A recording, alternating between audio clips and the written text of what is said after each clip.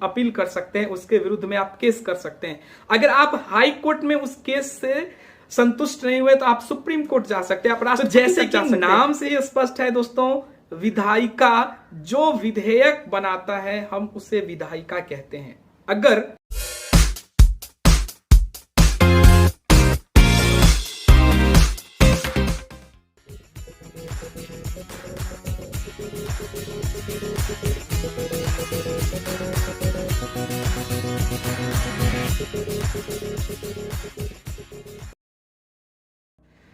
Hello everyone, नमस्ते, मैं हूं रितेश और आप देख रहे हैं नेशन फर्स्ट।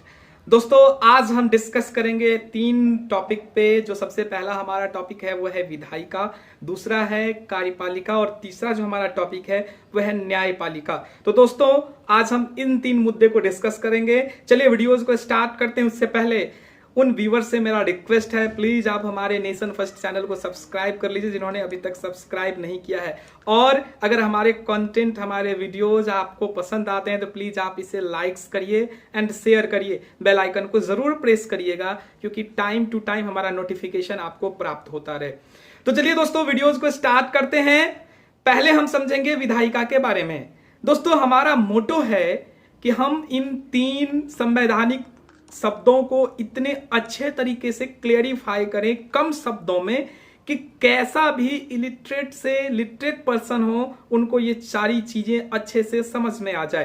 तो जैसे कि नाम से ही स्पष्ट है दोस्तों, विधायिका जो विधेयक बनाता है हम उसे विधायिका कहते हैं। अगर सेंट्रल स्तर पे हम बात करें तो विधायिका हमारे देश का पार्लियामेंट, जो हमारे देश के संसद हैं, संसद के अंदर लोकसभा और राज्यसभा के जो भी सदस्य हैं वो स्वतंत्र हैं विधायिका बनाने के लिए, कानून बनाने के लिए, हमारे देश की उन्नति के लिए, हमारे देश की तरक्की के लिए, जिससे कि हमारे देश में संवैधानिक दायित्वों का सही से पालन होते हुए विकास कार्य सुचारू रूप से चलता रहे। ऐसे कानून बनाने के लिए हमारे देश में पार्लियामेंट, संसद पूरी तरह से स्वतंत्र है। अब दोस्तों राज्य के स्तर पर अगर हम बात करें तो राज्य के स्तर पे स्वतंत्र है विधानमंडल। कुछ राज्य ऐसे हैं जहां पे विधान परिषद की भी व्यवस्था है, तो वहां पे विधानसभा और विधान परिषद के सदस्य स्वतंत्र हैं अपने राज्य के उन्नति और तरक्की के लिए, कानून बनाने के लिए। और बड़े सारे राज्य में जहां सिर्फ विधानसभा है तो वहां पे विधानसभा के सदस्य पूरी तरह से स्वतंत्र हैं अपने राज्य की उन्नति के लिए, किसी भी विधेयक को पारित वो कर सकते हैं। इसमें दोस्तों एक शर्त है कि आप जो विधेयक पारित करने जा रहे हैं, जो कानून आप अपने देश के लिए, अपने राज्य के लिए बनाने जा रहे हैं, तो वो कानून आपके विधानमंडल से या फिर आपके संसद से बहुमत से पास होने चाहिए, दोनों सदन से, ऊपरी सदन से भी और निम्न सदन से, निचली सदन से भी। अब दोस्तों हम बात करेंगे कार्यपालिका के बारे में। कार्यपालिका दोस्तों, कार्यपालिका का प्रधान अगर हम सेंट्रल स्तर पे बात करें तो राष्ट्रपति होते हैं, प्रधानमंत्री होते हैं और उनके मंत्रिमंडल होते हैं। कार्यपालिका 2 तरह से दोस्तों हमारे देश में काम करता है, एक होता है अस्थाई और दूसरे होते हैं अस्थाई। तो अब एक क्वेश्चन राइज हो रहा है कि जो व्यक्ति विधेयक, कानून बना सकता है, क्या वो व्यक्ति कार्यपालिका का भी अंग हो सकता है? तो जरूर हो सकता है दोस्तों। जो विधेयक बनाने वाले सदस्य अगर वो सरकार में हैं, उनके ऊपर देश के विकास कार्यों का दायित्व है, तो वो दोस्तों कार्यपालिका के भी अंग हुए। जैसे कि प्रधानमंत्री के पास देश के तमाम विकास कार्य से जुड़े हुए या देश की शासन व्यवस्था से जुड़े हुए या देश की अन्य सारी चीजों की जिम्मेदारियां होती हैं, तो दोस्तों वो कार्यपालिका के भी अंग हुए। उनके मंत्रिमंडल में जो भी उनके मंत्री हैं, जो उनके प्रभाग हैं, चाहे वो डिफेंस मिनिस्ट्री हो, चाहे वो होम मिनिस्ट्री हो, चाहे वो राज्य मंत्री हो या स्वतंत्र प्रभार के मंत्री हो, कोई भी किसी भी तरह के मंत्रिमंडल के सदस्य हैं या उनका कोई भी विभाग है तो वो कार्यपालिका के अंग हुए। और जहां पे विधेयक बनाने की बात आती है वहां पे वो विधायिका के भी अंग हो जाते हैं। अब दोस्तों अगर हम बात करें राज्य के स्तर पे कार्यपालिका की, तो राज्य के स्तर पे कार्यपालिका का प्रधान वहां के राज्यपाल, वहां की मुख्यमंत्री और वहां के मंत्रिमंडल के सदस्य हैं। अपने राज्य की उन्नति और तरक्की के लिए वो कार्यपालिका के अंग हैं और साथ में वो विधायिका के भी अंग हैं। अब दोस्तों हम बात करते हैं न्यायपालिका का। दोस्तों यहां पे एक बहुत कमाल की चीज समझने की जरूरत है कि अपने देश में जो संविधान है वो फेडरल स्ट्रक्चर के तहत काम करता है।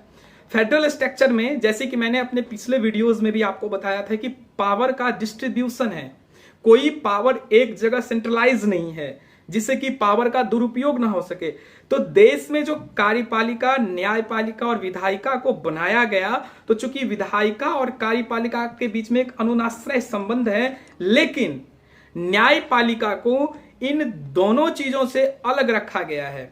अब आप इसको अच्छे से समझने की कोशिश करिए, क्योंकि अगर न्यायपालिका विधायिका से संबंधित होगा तो देश में बड़े सारे ऐसे डिसीजन होंगे जो विधायिका न्यायपालिका को अपने दबाव में लाके उन्हें प्रभावित कर सकता है। तो हमारे देश के जो संविधान निर्माता थे, जो हमारे देश के संविधान को बनाने वाले थे, उन्होंने न्यायपालिका को बिल्कुल अलग रखा। अब न्यायपालिका का सिस्टम कैसे है, जैसे कि अगर हम सेंट्रल स्तर पे बात करें तो न्यायपालिका का सर्वोच्च जो चीफ जस्टिस होते हैं और सर्वोच्च न्यायालय यानी उच्चतम न्यायालय है हमारे देश में सेंट्रल स्तर पे।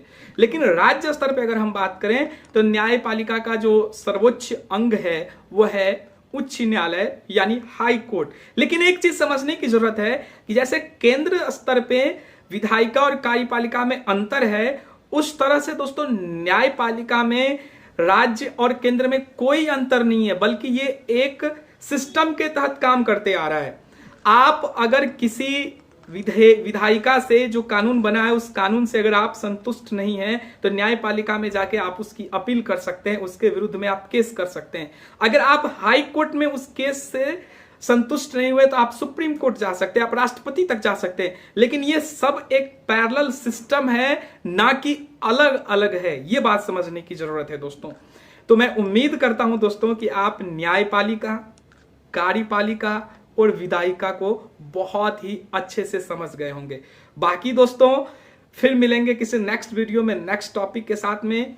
तब तक के लिए आप सभी लोगों का मैं हृदय से आभार प्रकट करना चाहता हूं कि आप नेशन फर्स्ट को अच्छा सपोर्ट और प्यार कर रहे हैं। लेकिन एक बार फिर से मैं रिक्वेस्ट करूंगा उन व्यूअर्स से जिन्होंने अभी तक हमारे चैनल को सब्सक्राइब नहीं किया तो प्लीज आप सब्सक्राइब करें। और अगर हमारे कंटेंट से, हमारे वीडियोस से अगर आप लाभप्रद हो रहे हैं, आपको कोई लाभ मिल रहा है, आप इसे लाइक्स कर रहे हैं तो प्लीज आप इसे शेयर करें। ज्यादा से ज्यादा लोगों तक हमारी रीच बढ़ेगी।